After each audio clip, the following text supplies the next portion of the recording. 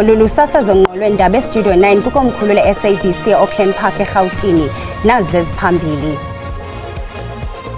The romantic relationship is still in existence. Still in Existence.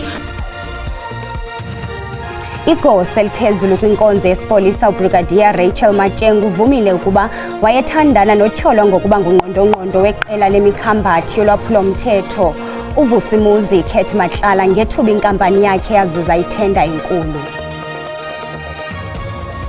The sudden emergence of alleged threats at the precise moment they are required to account before Parliament raises legitimate questions about the credibility of these claims and the motivations behind them.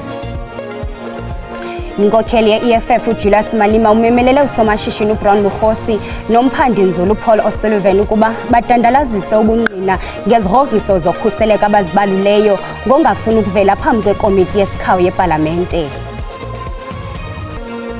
Bhotani Mzikantu siziphekile sazibonda ngokulilixa lokuba sizophule singaphosanga amaseko masinirhabulise kwibhekile yasemini nje.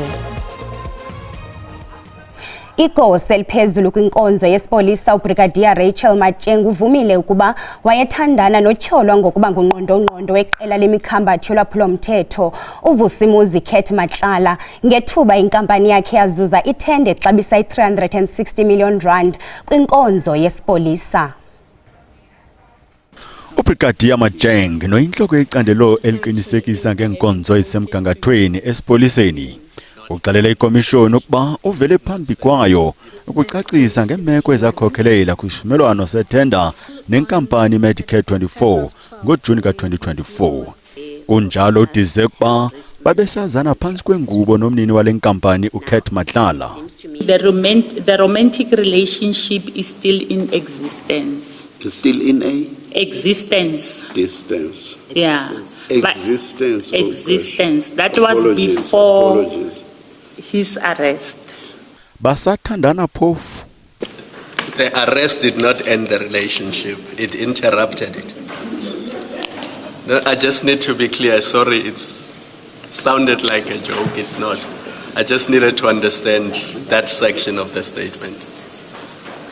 It's a difficult question for me, Commissioner, because I haven't spoken to him since. uBrigadier ubuzwe ikomishoni ukuba kuba wayincumisana noMatlala akacinga ukuba inkampani kaMatlala yaxhamla ngongafanelekanga kwisicelo sethenda ngaphakathi kwinkonzo yesipolisa.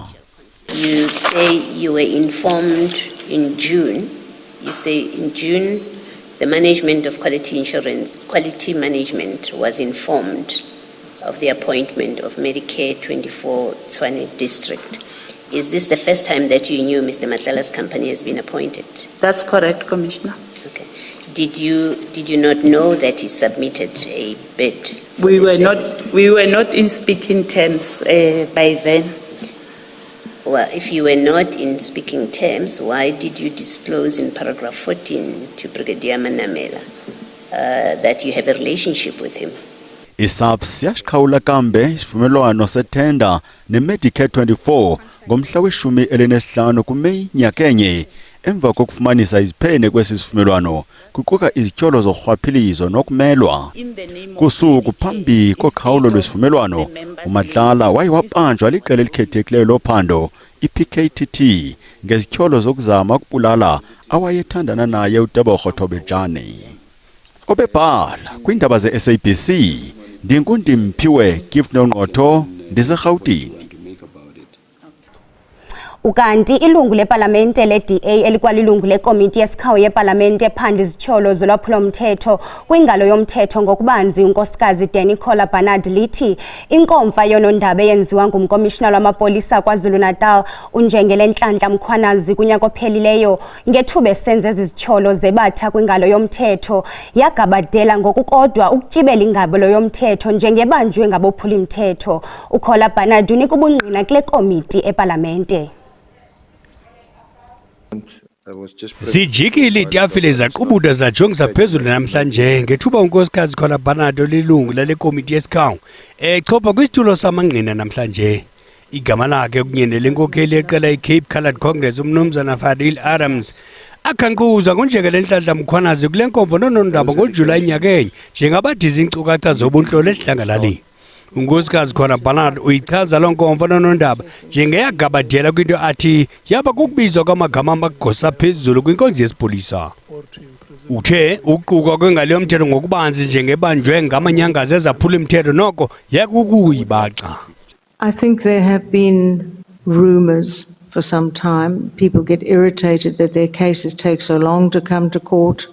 Perhaps the backlogs in the courts are an issue, but the very fact that, as you just said, there are certain people in court as we speak, having been charged for abuses of funds, is a very positive step.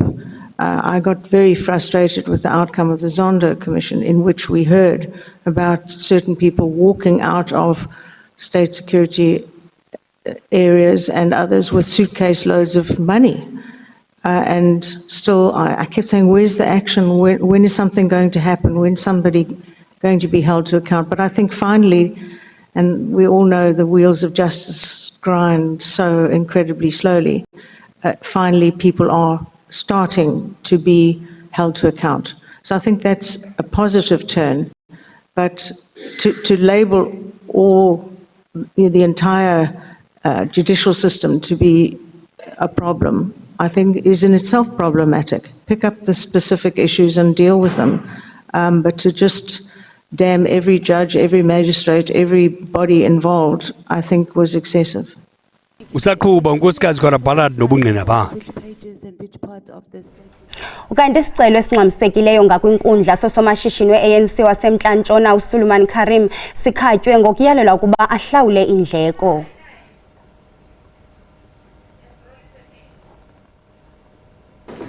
Lo myalelo wenkundla uvakaliswe ngobuxhakaxhaka bale mihla inkundla ephakamileyo yaseGauteng uJaji Dennis Fisher ewukhaba lo mba kungaphelanga nemizuzwana elishumi. Kambe ke uKarim usingisele kwinkundla kwiveki ephelileyo efaka isicelo sokuba ikomishoni kaMadlanga ingagunyazisi ukuba angqine ngomso. Lo gama ubekwafuna isigqibo sekomishoni ibe kukuba athatyathwe njengengqina elingafanelekanga ukuvela phambi kwale komishoni City wajabekwa ngokungenabulungisa nokunomkhethe. Part A is struggle through with costs on scale C, such costs to include the costs of two counsel where employed.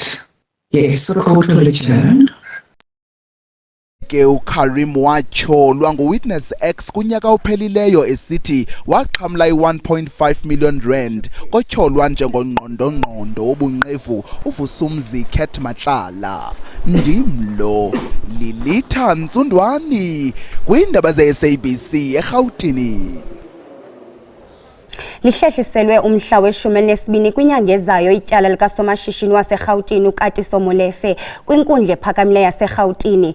Oku kukunika ithuba amagqwetha kaMolefe kunye nabatshutshisi ukuba bavumelane ngokulungela ukuqala kokuxoxwa kwetyala. Kanti intatheli yethu Kelvin Dludla uzindlebe namehlo ethu apho. Icala elibhekene nosomabhizinisi uKatiso Molefe lihlehliselwe umhla zi-12 kule nyanga ezokwethwasa uNdasa. Kanti ke isizathu salokho ukuthi umbuso kanye nabameli bakhe uMolefe kumele bahlale phansi bakhulume ukuthi ngabe sebekulungele yini ukuthi kuqulwe leli cala. Inkosi yenkantolo nakhe kushilo ngenkathi ihlehlisa icala. This matter is adjourned until the 12th of March 2026 back before this court, sitting at Johannesburg High Court, with accused number 1, 2, and 3 remaining in custody, and accused number 3's bail being extended on the terms upon which he was released on bail. Beka leli cala inkantolo ke yathi ukukhuluma naye uMolefe ngenxa yokuthi ubebonakala ukuthi akanakile ukuthi kwenzekani enkantolo. Mr. Molefe, I see there's a conferencing going on between you and your co-accused. Are you paying attention, sir? I can't hear you loud enough? Yes, I would suggest that you should pay attention. Igama lami nguCalvin wakwaDludla. Endabeni ze-SABC ngibika ngisenkantolo ephakeme yaseGoli.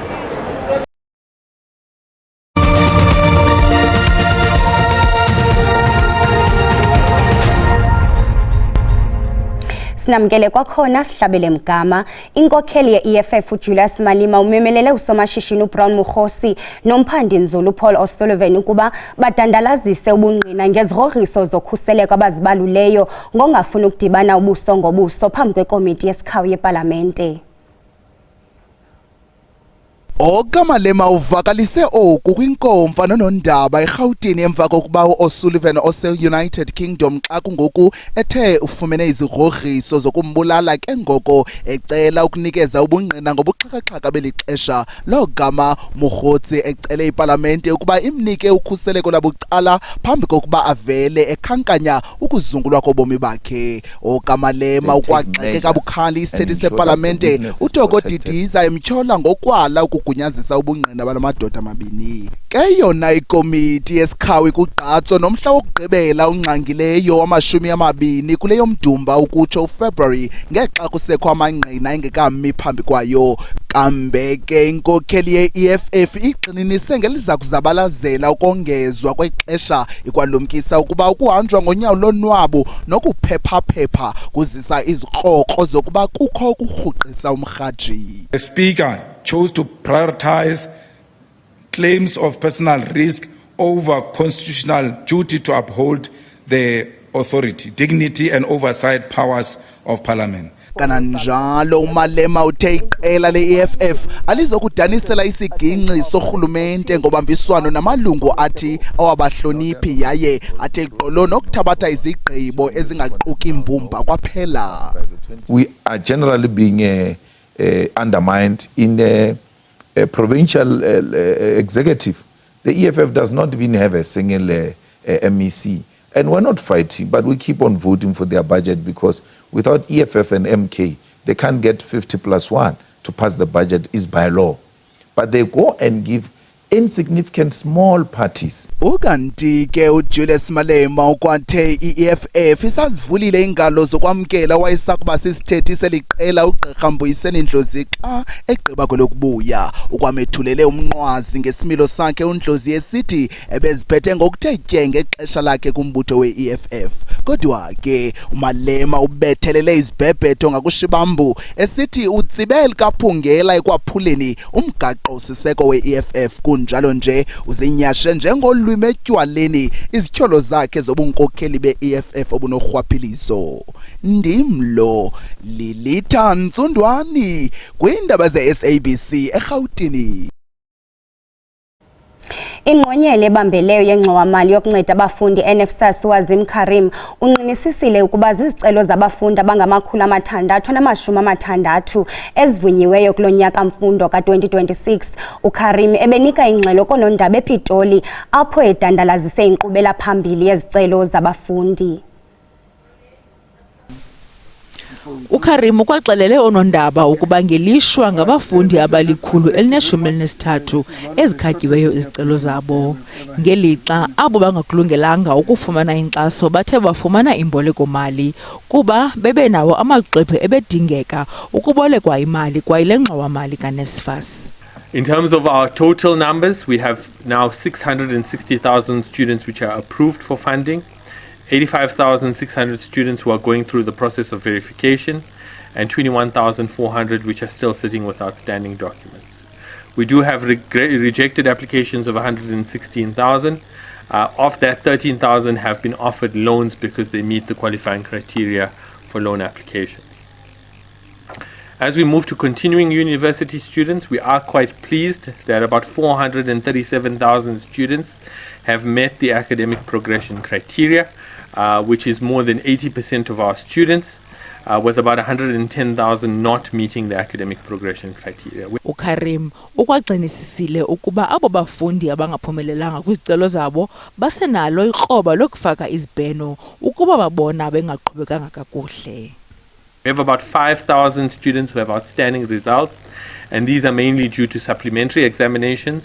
Our portal remains open as the supplementary results become available so that we can provide the assessment of those students' funding outcomes in terms of academic progression. For continuing TVET students, we received the results from the 15th of January onwards, and we process within 7 days of receipt. 127,500 TVET students met the academic progression criteria.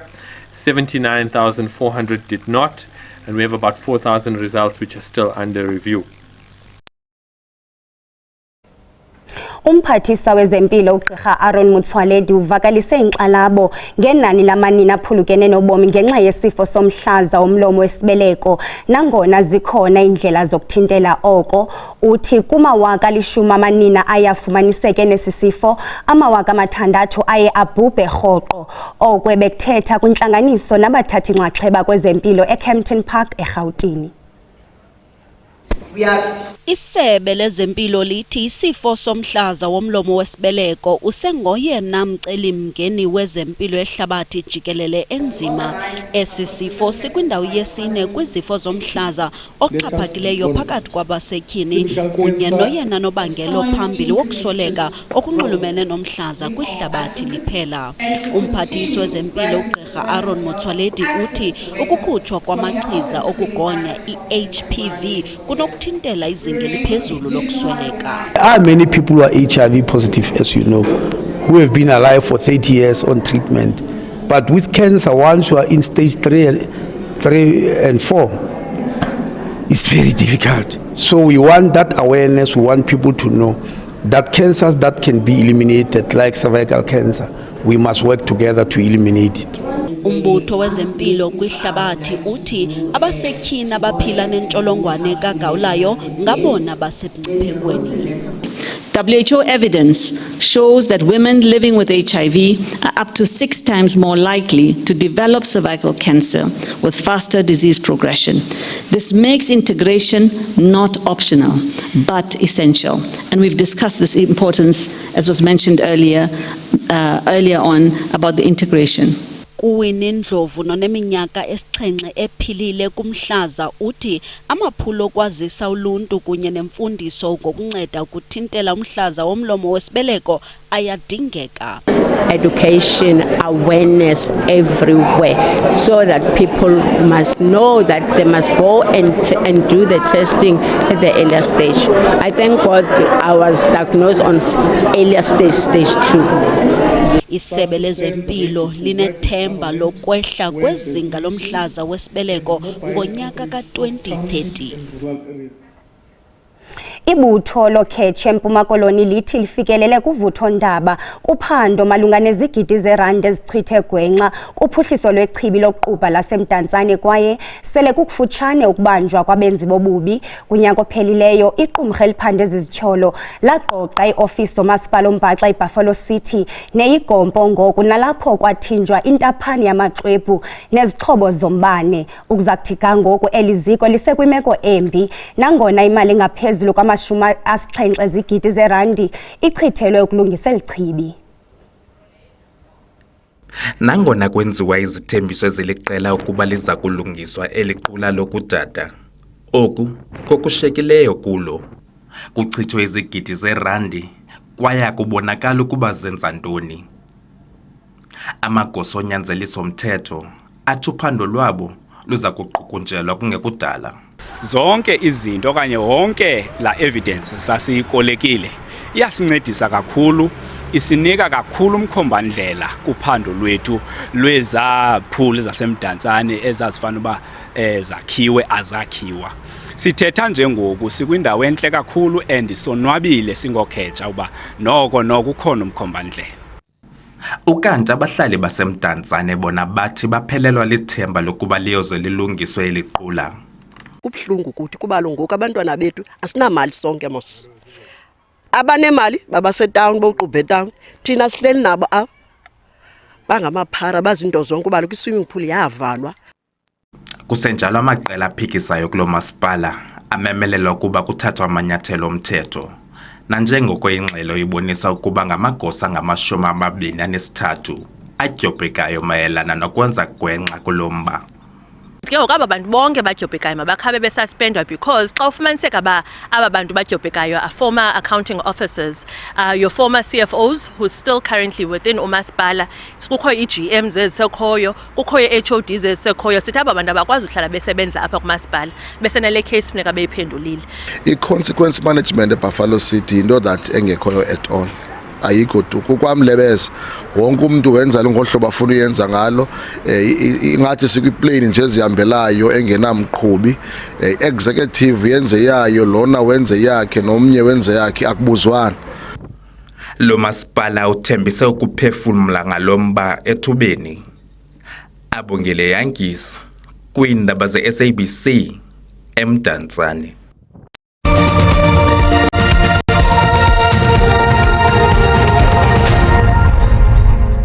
Siziqongqothile zasemini nje into zakuthi ukanti siyabuya kwakhona ngentsimbi yesixhenxe ngokuhlwa.